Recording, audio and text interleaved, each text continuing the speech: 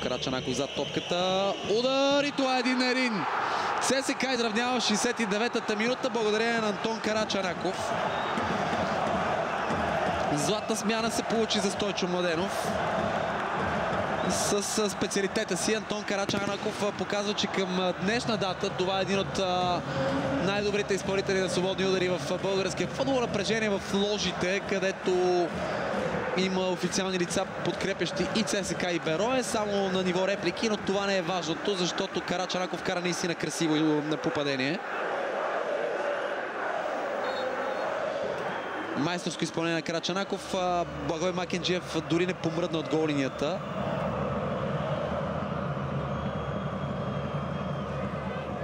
Ето как топката падна.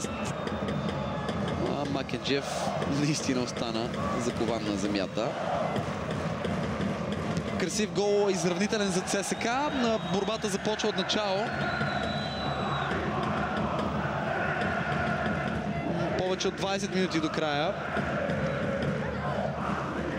ЦСКА успя да се възползва от статично положение